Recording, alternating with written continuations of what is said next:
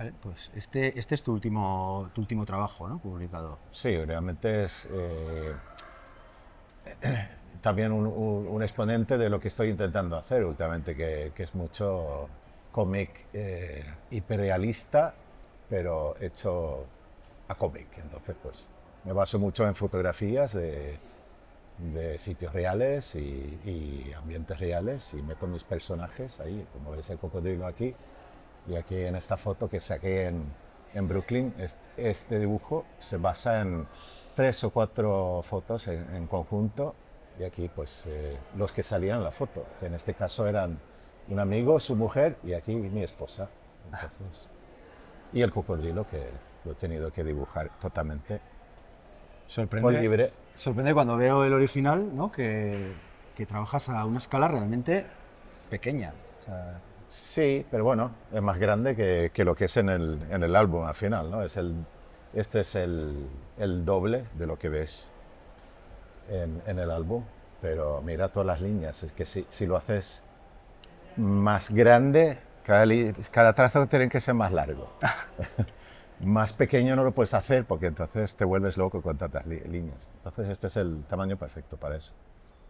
Y tú mismo lo has comentado, que en mis dibujos se ve muy poco bor- o sea, líneas borradas y esto. Lo otro es que trabajo mucho con la composición y la superimposición y aunque lo hago todo a mano, pues lo hago también con la mesa de luz.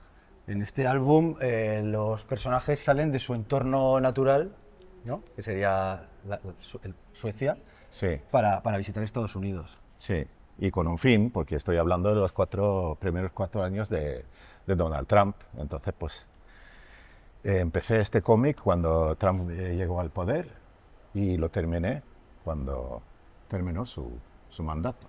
Entonces está todo en Estados Unidos y en este caso en Manhattan y en Brooklyn.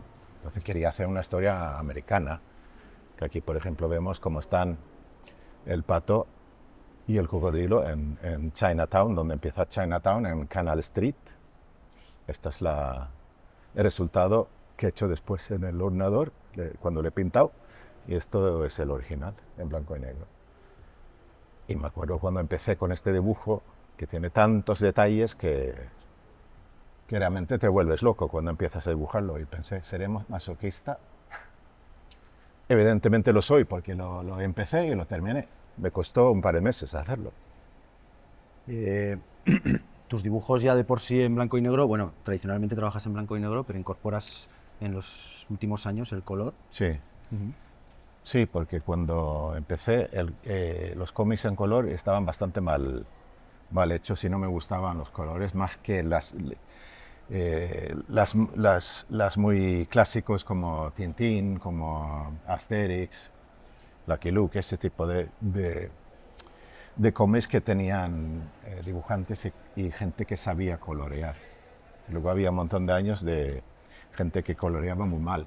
Y yo siempre pensaba que si no estoy al estándar de los colores de Tintín, nunca voy a publicar en color. ¿Y quién va a decidir si está en la calidad de Tintín? Pues tiene que ser yo. Entonces, pues estoy haciendo lo mismo, siguiendo un poco la paleta de Tintín, esos colores tierra, como se llama, y casi siempre tienen un tono con ocre y amarillo y tonos un poco que ves en una foto, por ejemplo. El mejor crítico de uno mismo es el propio artista. Siempre, siempre, siempre. Es que si no pasas por tu propia censura, el público no va a tener con quién quejarse. O sea, el último responsable soy yo. Yo tengo que decidir lo que sale. Y ser capaz de defender tu propia obra. Exactamente. Entonces todo se hace con mucho criterio. Pero claro, hemos visto el color, pero todo empieza en blanco y negro, ¿verdad? Claro. Entonces porque soy de la vieja escuela, en mis tiempos no había ordenadores del tamaño que tenemos ahora, de la envergadura que tenemos ahora. Entonces tenías que dibujar a mano todo lo que hacías y era necesariamente un papel blanco y un papel vacío y empezaba con lápiz y tinta y esto lo otro. Entonces pues aquí de mis primeros cómics. O sea, yo veía que blanco y negro eran colores. Entonces, yo pensaba mucho lo que era negro y lo que era blanco. Entonces lo tenía muy consciente en todos mis dibujos.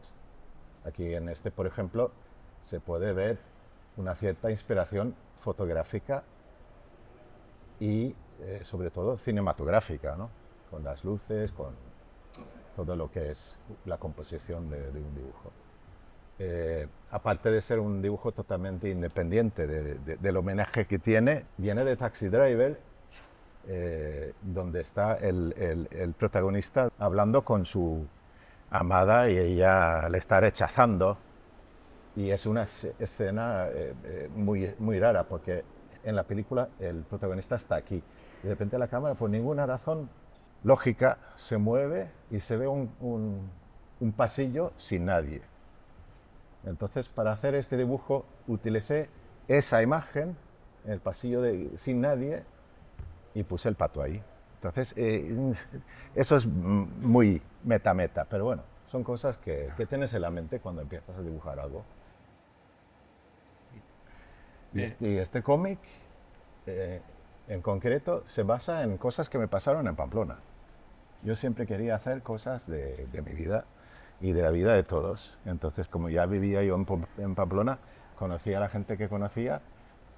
Estos son personajes que conocí en mi aventura aquí en Pamplona. El primero es un amigo de mi esposa, que le conocimos en un bar nocturno, que lo primero que dijo, ya, estoy aquí, pero últimamente nunca salgo sin mi abogado. Y nos presentó un tío que estaba al lado, y es el abogado que dibujó aquí. Y el abogado ese, con una cogorza tremenda, tenía esta pinta. Ahí estaba con la cerveza y todavía se podía fumar en los bares. Estaba ahí con su pajarita y esto, el puro.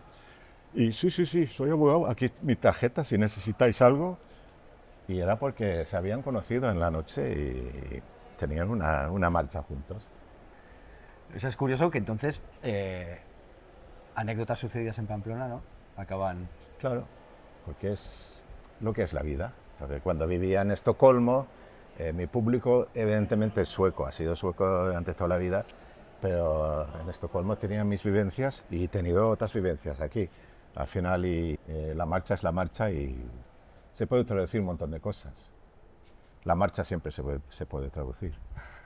Es la primera vez que has traducido algunas de tus páginas a castellano para la ocasión, ¿no? Para esta exposición. Esto es un cómic que se inspiró en el 11M de 2004, con los trenes en Madrid, porque yo estuve en el primer tren que salía de Pamplona a las 6 o las 7 de la mañana, no me acuerdo, que de repente los móviles de todo el mundo empezaban a sonar, llegamos a Guadalajara, tenemos que bajar, nadie entendía lo que había pasado, bombas, esto, lo otro, no sabíamos qué.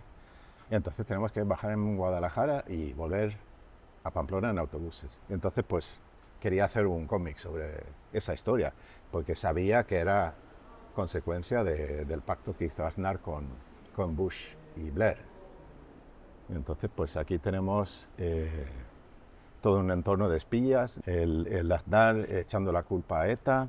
Incluso aquí podemos ver el primer dibujo que hice de Aznar. Y esto era un tema que un público sueco podía entender. Había un montón de cosas de la política española que era muy difícil de traducir culturalmente y por las referencias, porque la gente no tiene conocimiento. Si yo te menciono políticos de Suecia, te suena chino.